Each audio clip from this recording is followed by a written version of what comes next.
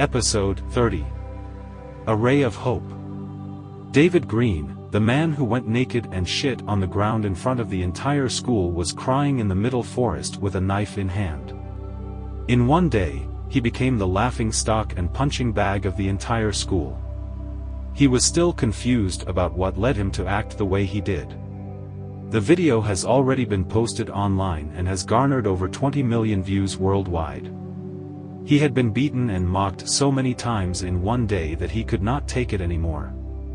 In one day, he had endured more punishment and humiliation than he had ever had in his entire life. If it were not for his healing ability, his face would be totally unrecognizable even to the people he knows best. Even Nathan and his gang have kicked him out of the group with a beating for being an embarrassment. My chances of ever having a social life has already been flushed down the drain. My future is ruined. I have nothing left to live for. He screamed as he swung the knife towards his throat. No.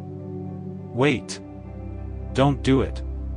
Someone behind him screamed at the top of his lungs. When he looked over, he was shocked to find out who it was. Ads by Pub Future. Boss. He screamed in surprise, stopping the knife mere inches from his throat.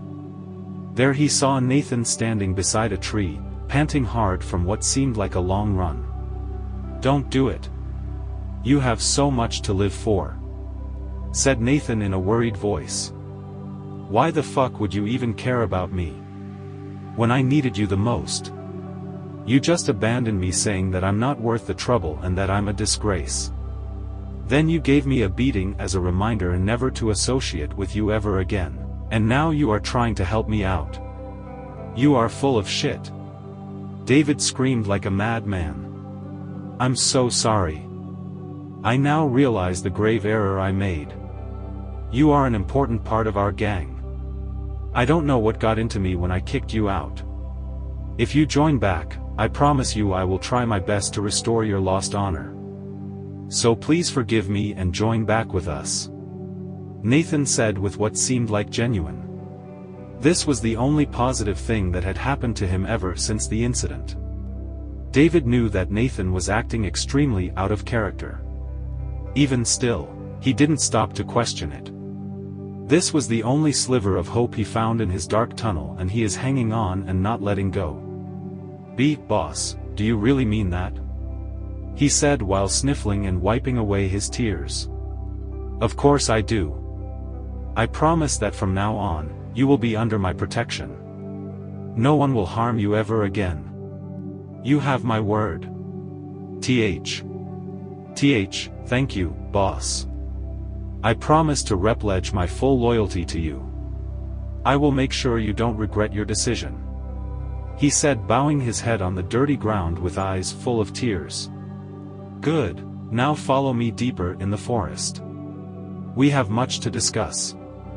I want to spend more time with you to better know your situation and your mental state. We will go deeper into the forest where we can't be disturbed. We will meet up with a new member of the gang. You two are pretty similar and I hope you get along, Nathan said as he headed deeper into the forest. David nodded enthusiastically and followed right behind him.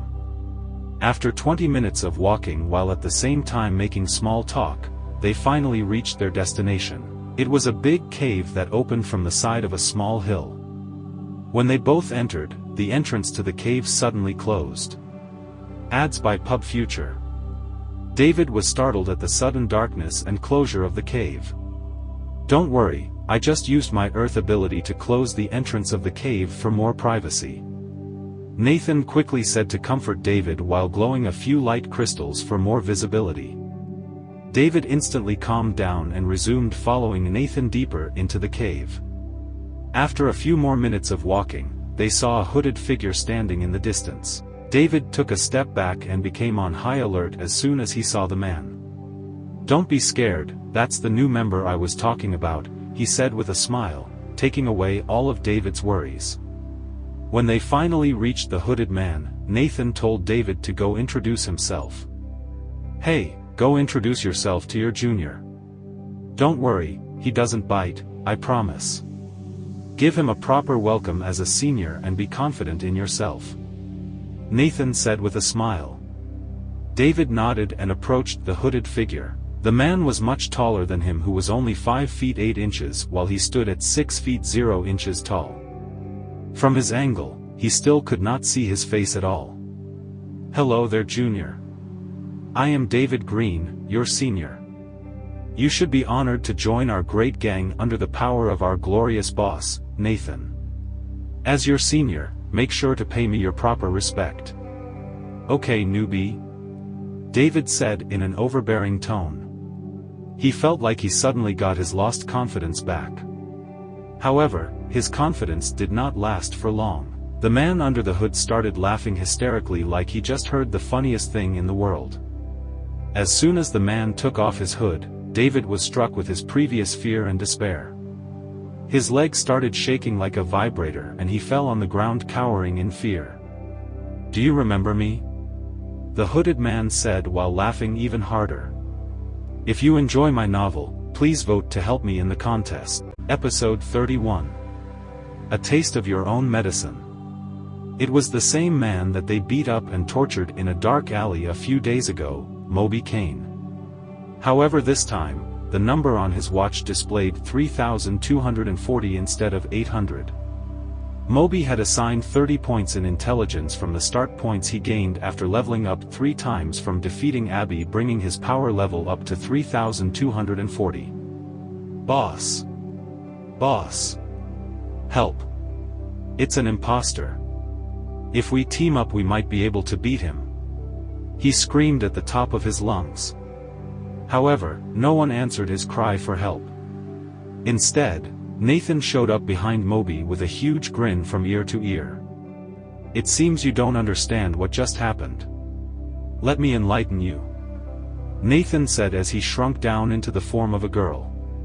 "You thought it was Nathan Johnson, but it was me.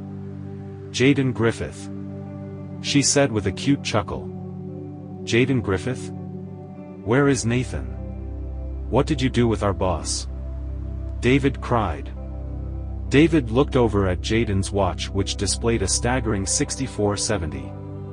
Ever since she became a demon, her use of demon energy and the stronger constitution a demon body gave her had greatly increased her power level. Of course, she usually hides her true strength just like Moby in order to not arouse suspicions. She had also leveled up an extra 10 times from Moby completing his hidden quest to turn his first human into a demon. Her current stats are as follows. Name, Jaden Griffith. Race, Lesser Demon, Doppelganger. Ability, Level 4 Shadow. Level, 25. XP, 1750/15,000. Power level, 6470.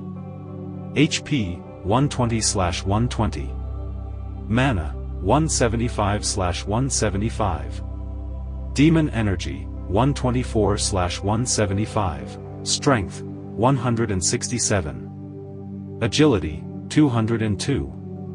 Endurance, 103. Intelligence, 175. Mind, 25. You don't get it, your boss was never here. It's just the 3 of us. Alone in this cave. Where no one can hear you no matter how loud you scream. And trust me when I say there will be a lot of screaming, Moby said with a devilish smile. It's you. You must have been the ones who ruined my life. You used some sort of hypnosis. Right now and this morning as well. You ruined my life, you fuckers. He screamed like a madman. I'm sorry to tell you, but this is no hypnosis. This is the real deal, Jaden said as she transformed into David, leaving him drowning in his own urine from fear. When he looked into Moby's eyes, he saw an ominous purple glow that looked inhuman emitting from them. Then he fell into a nightmare far worse than he had ever experienced before. Except for this time, it felt real. Are you two even human? He managed to mutter. David instantly knew what he had to do. There was only one way to escape from his predicament. He grabbed the knife around his waist and slashed it towards his throat, wishing for a quick, painless death. But, he was disappointed and horrified to find that his knife suddenly disappeared from his hand. "You looking for this?" Moby said while playing around with David's knife. David panicked and decided to do the next best thing. Biting his tongue. Although it will be far more painful, it would still be far better than whatever kind of torture he would have to endure if he were to stay alive. As soon as he opened his mouth, a piece of white cloth suddenly appeared in his mouth blocking his bite. "Ha ha ha ha. You are right, Moby. Giving people hope before snuffing it out is so cruel that it's hilarious." Jaden laughed. "The time is only 5:30, so don't worry, we will have plenty of time to have fun together. Don't you agree?" Moby said as he slowly approached David. David stood up and tried to run as far as possible from where he is. He would be screaming in fear if it weren't for his mouth being blocked. Suddenly, his legs got stuck in the ground as they sunk into quicksand. 2 earth pillars erected from the ground binding both his arms so he could not move. Jaden had turned back into Nathan in order to use his earth ability to bind David, stopping him in his tracks. Moby gradually approached the horrified and immobilized David while slowly clapping. "That won't work, but I commend you for trying. Since I'm feeling generous today, I will start easy on you. I will make you feel the taste of your own medicine," Moby said while breaking a few of David's fingers. David let out a disturbing cry that echoed throughout the entire cave. His mouth was still covered so it sounded more like a moan than a cry, which made Jaden crack a little chuckle. 10 seconds later, all his fingers have been broken. But for David, it felt like an eternity. David's face is crying like a waterfall, and no matter how hard he tries to move and break free of his binds, he still can't break free. Mere moments later, Moby pulled out the same knife that David tried to kill himself with and used it to rip off all of his fingernails while he let out a loud moan for each nail. When David thought that it was finally over, he felt a soothing green light hit his fingers. When he looked up, he was healing himself. Jaden had transformed into David and copied his healing ability in order to heal all his wounds. So this is what he meant by getting a taste of my own medicine.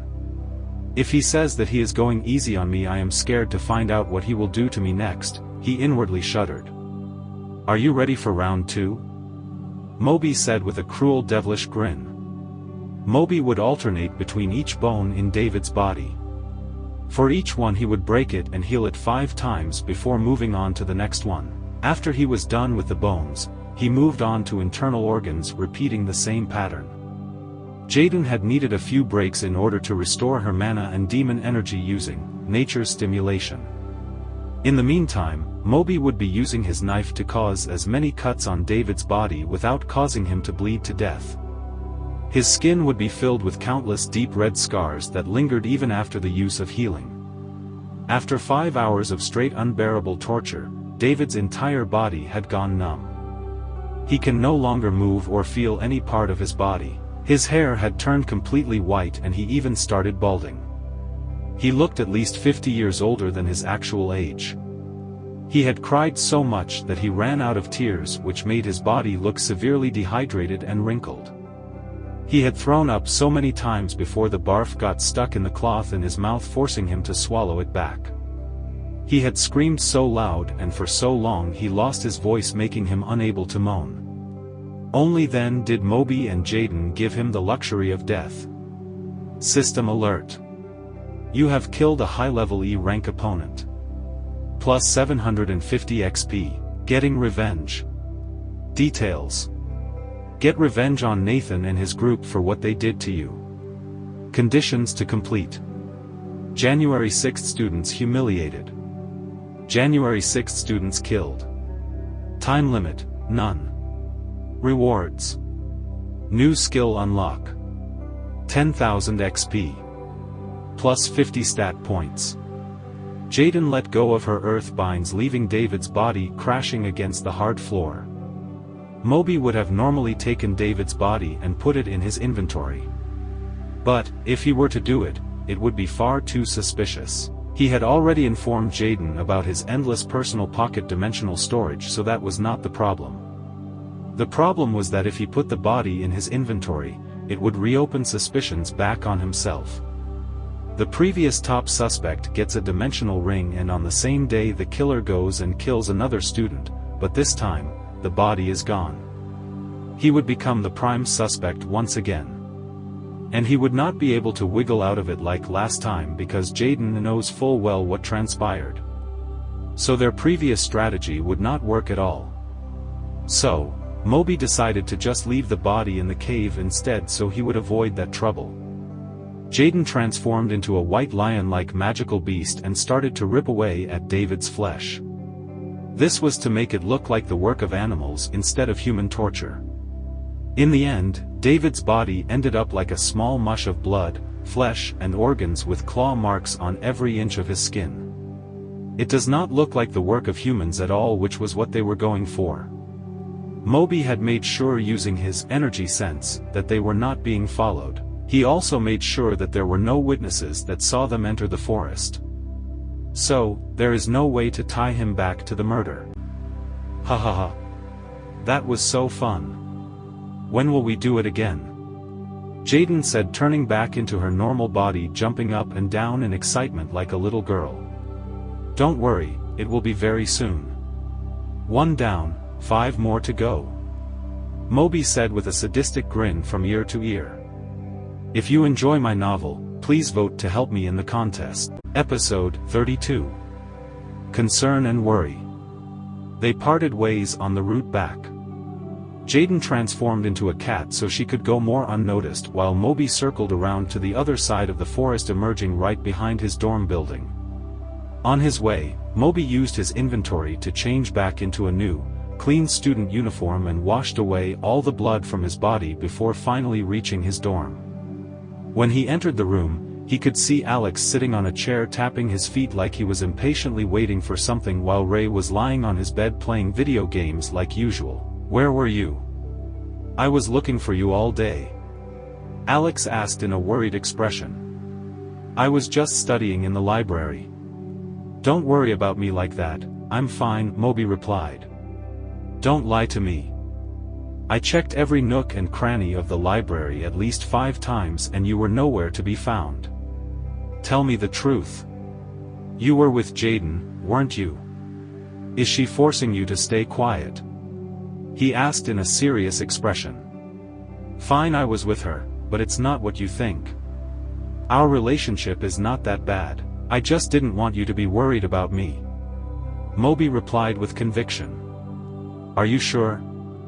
My experience with her was not at all pleasant, and seeing that you are much weaker than me, you probably had it a lot worse.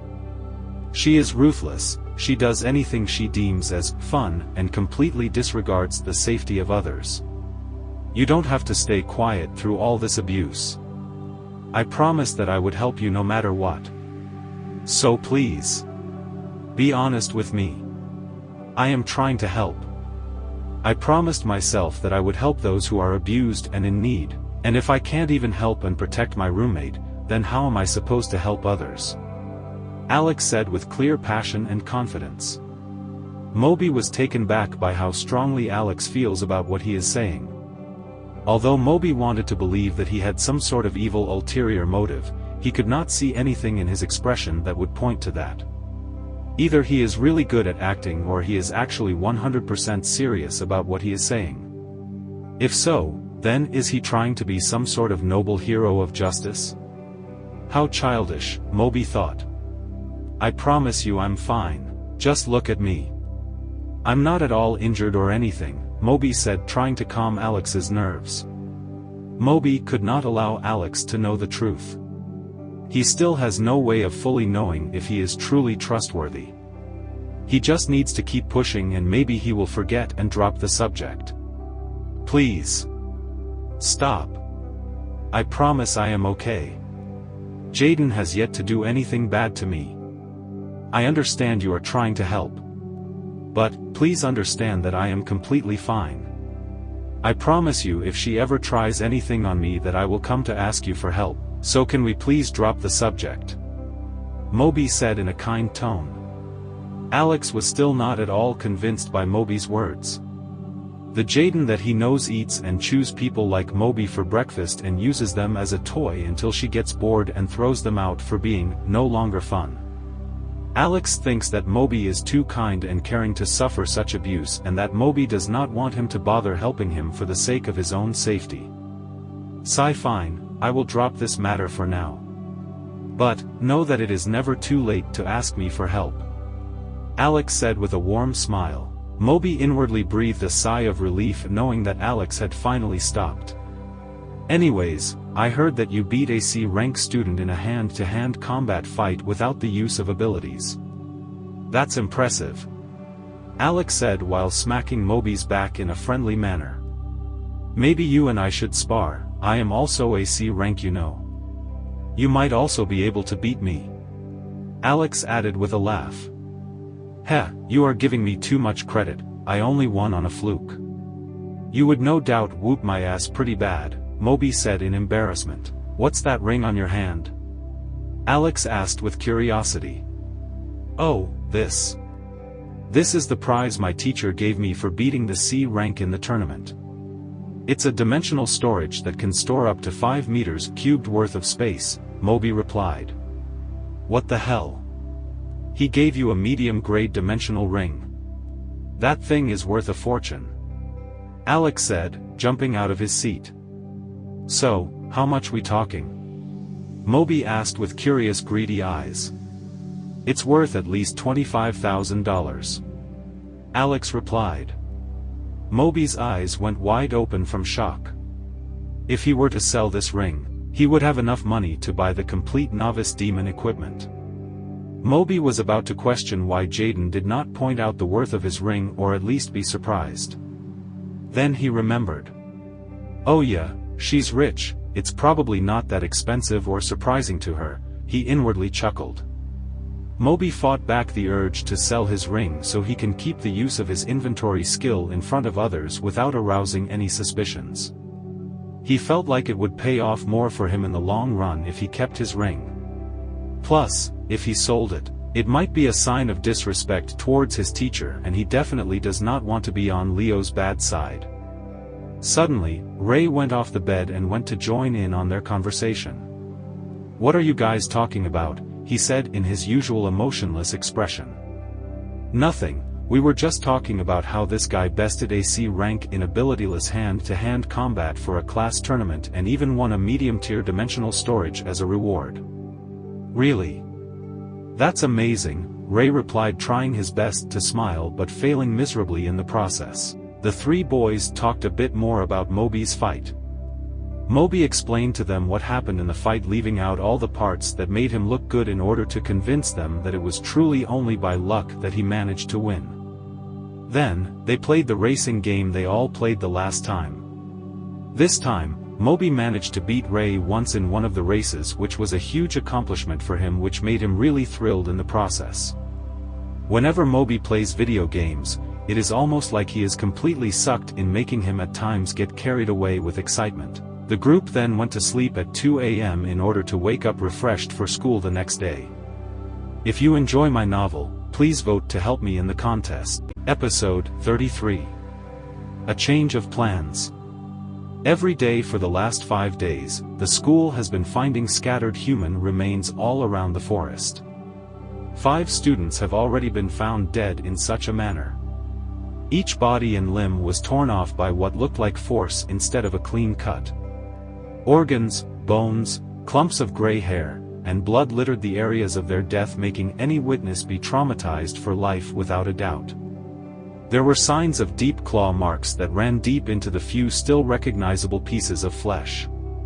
Upon examining the first body, or lack thereof, the nurse adamantly insisted that it was not the work of a senseless monster. The fact that the student's hair turned gray signifies either extreme fear or extreme pain, and she was leaning more towards the latter. However, she could not deny that the victim was attacked by some sort of beast-like claws. She could find no evidence leading to the use of any weapons or any sign of other abilities being in use. The bodies were too damaged and unrecognizable to find any solid evidence. When the nurse gave her report and conclusion to General Riker, he was very skeptical about it. But in the end, he trusted the nurse's intuition. From his knowledge, the nurse has yet to be wrong about her predictions. The school decided to interrogate everyone with a transformation-related ability in hopes of finding the killer. This also included even the teachers and every officer in the school that had that type of ability. However, the school came up empty-handed. Their investigation yielded no results. They could find no pattern or correlation between the students killed. In the eyes of the school, it seems like they were being killed at random. In the end, they concluded that it was probably some beast roaming around the forest. After the fifth student was killed, the school deemed the forest as off-limits in order to minimize the casualties. Various search parties were sent out into the forest to investigate for any dangerous beasts that might be lurking in there. The search parties only found weak animals like bears and wolves that could not possibly harm even the weakest of students. General Riker was having the biggest headache he ever had in his entire life. 6 students were dead in only 1 week of school. This has never happened in the school's entire history. Luckily, none of the dead students were any important. But, what if the next victim is an important student? If so, then he would definitely lose his job and his position, and he would never hear the end of it for the rest of his life. He needed to avoid such a predicament at all costs. In the past 4 days, Moby had gotten a good amount stronger. Jaden had received half of the XP Moby had received due to their household bonus, giving her 4275 XP, which was not even enough to level her up once. Sadly, Jaden's class has yet to start combat training, so she is yet to gain any XP from in-class combat, which would have greatly helped the two of them get much stronger. Moby had also gotten 12 points from completing his daily quest, meaning that he had a total of 32 stat points to assign. He decided to assign 10 points in strength and 22 points in endurance. His new stats are: Name, Moby Kane. Race, Lesser Demon. Level, 18. XP to next level 2850/5200. Power level, 3570. HP, 120/120. Demon Energy, 93/93. Demon Energy Regeneration, 47 Demon Energy/hour. Strength, 93. Agility, 98. Endurance, 73. Intelligence, 93. Mind, 30. Available points to distribute, 0. Abby is still unconscious in the nurse's office, which was a little worrying for Moby. He had been spying on her condition every day just in case she wakes up and starts running her mouth. Moby still does not know how much she knows about his secret from him using Nightmare, and he is not willing to take chances. He would kill her to ensure his secret if he could, but it is nearly impossible to kill her as long as she stays in the nurse's office. Luckily, even if she tries to expose something about him, it would only sound like the babbling of a crazy person. But Moby is not even willing to take even the slightest risk. For now, all he can do is monitor her condition and just hope and pray it all works out fine. For the last 5 days, Moby has spent nearly his entire time working towards completing his current quest. So far, it has been a very enjoyable experience, and he is only now getting to the good and juicy part: getting revenge. Deschels. Get revenge on Nathan and his group for what they did to you. Conditions to complete. January 6th students humiliated. May 6th students killed. Time limit, none. Rewards. New skill unlock. 10,000 XP. Plus 50 stat points. Moby and Jaden have been targeting members of Nathan's gang for the past 5 days. They had already killed and tortured everyone in the gang, leaving Nathan for last. Moby and Jaden needed to proceed with a lot of caution in order for their plans to work without them being caught, or for the school to catch on, making it impossible for them to complete their plans. They decided against severely humiliating their victims in public before the kill for obvious reasons. If they did that, then it would be way too simple for the school to predict who the next target is going to be. They would know that whichever student acts unnaturally and severely humiliated themselves would most likely be the next target. Then, all the school had to do is provide them protection or keep an eye on them, waiting for the killer to arrive, making Moby's and Jaden's plan completely impossible. Instead of humiliating their victims in public, they opted to humiliate them while they were alone, while they took a video of everything they made them do. When they finish killing all their targets, Moby and Jaden will anonymously upload everything they filmed on the web, giving the military no leads to work on and at the same time extremely humiliating Nathan and his gang. Their only lead is if they knew all the members of Nathan's gang, which is very unlikely. The gang disbanded immediately after a few of them disappeared, and they were only a small gang that no one cared about or remembered to begin with. After disbanding, the members of Nathan's gang had gone to some of the teachers begging for protection because they were scared for their lives, only to be ignored because they were too weak and insignificant for the teachers to care. And, after the same people died, the teachers covered for each other and pretended like nothing happened in order to not lose face or Jen in trouble in front of the general. Moby knew this, which is why he was confident that the school would not be able to find the connection between all the victims. Sadly, on the last day when they were planning on taking out Nathan, the school announced that the forest is off limits and that it is now heavily guarded. This completely ruins Moby's plans. The only secluded place Moby knew where he could torture people without the fear of being caught was in the big forest around the school. The thought that the school would completely close off all the entrances of the forest never crossed his mind. Fuck, this completely messes up my plans. I should have been able to predict this. Where else can I torture people in peace and seclusion? Moby inwardly cursed while hearing the morning announcement saying that the forest is now off limits. Then suddenly, he heard a familiar voice in his head. Moby, it's me, Jaden. I just heard the morning announcement about the forest being off limits. Don't worry, I had already assumed something like this would happen sooner or later, so I had another plan ready just in case this happens. Jaden said in a cheerful tone. If you enjoy my novel, please vote to help me in the comments.